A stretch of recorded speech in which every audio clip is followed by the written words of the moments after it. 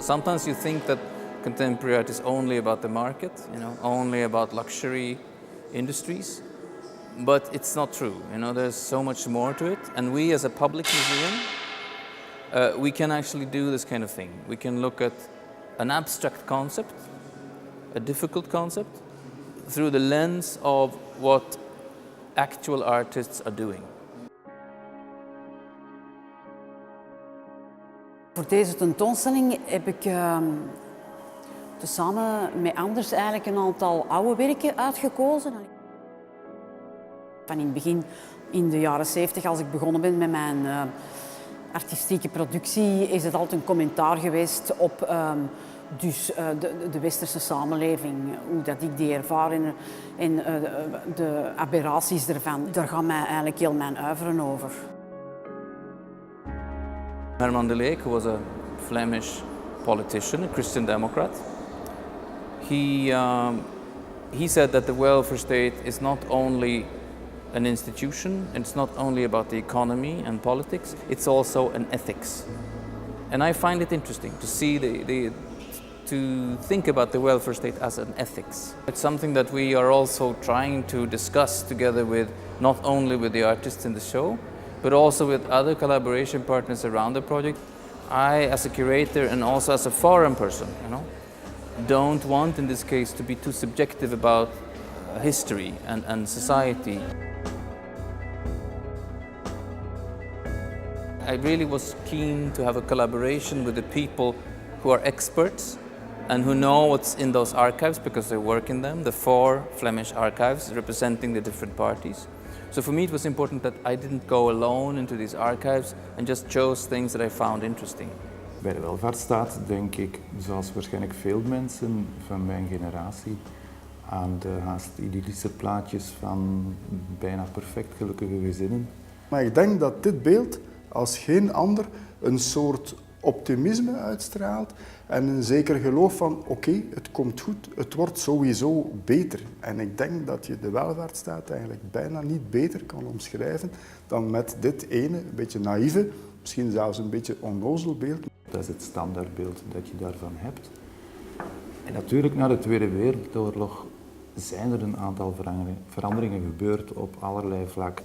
En ik denk zelfs dat die welvaartsstaat een kader gecreëerd heeft waarin dat er ook een aantal mentale, levensbeschouwelijke veranderingen zijn mogelijk gemaakt. The political posters that we see behind me here, they are in a certain sense what the Russians call political technology. It's how you influence people through image and text. This is part of what artists are doing, but they do it in a different way. I mean, this is done in a very almost scientific way. It looks like art in some cases because it's made by artists and it's made by graphic artists, typographers. It's well made, but it's made with almost a scientific purpose to influence people. And art doesn't have that direct connection. Actually, they represent the dark side of the exhibition. They represent the manipulative, strategic visual communication that organizations are engaging in. Hello, I'm John. Nice to meet you.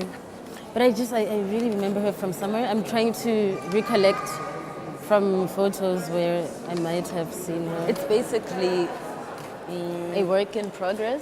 So it's a novel or a fictional novel that's based on historical facts. Pose for a photograph. No. People kind of sit in front of me and there's this similar posturing that happens in the photographs, and I also begin to posture stories that are not necessarily related to the photographs but that go elsewhere. The stories would shift based on who's sitting in front of me. The stories would also shift based on which photograph I'm looking at, and so the narration happens in a loop.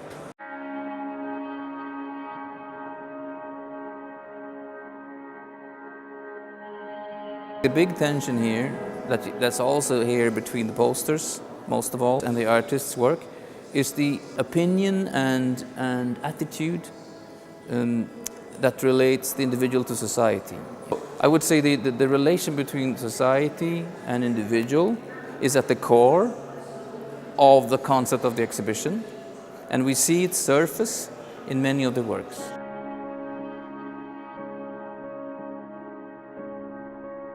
I try to suggest this building or this technique since 3 years as a possibility for emergency architecture to host people or to provide shelter to people who has lost their homes in war or in earthquakes or in crisis regions. For me, it's going back to the origins of abstract shapes, because this is like a circle and this is a cube, what you see here, and these are the basic, two basic abstract forms.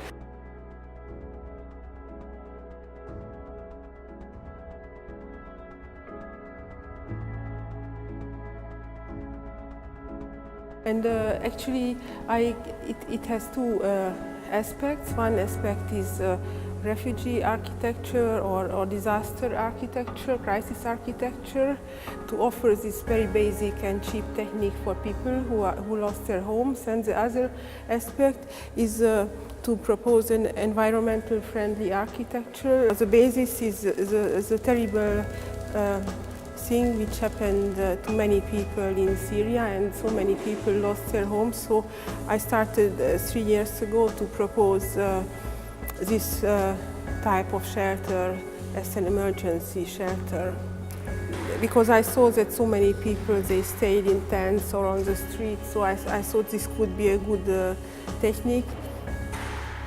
But at the same time, it has also a symbolic meaning, because the source of the strength or the energy is from very basic, traditional, abstract forms.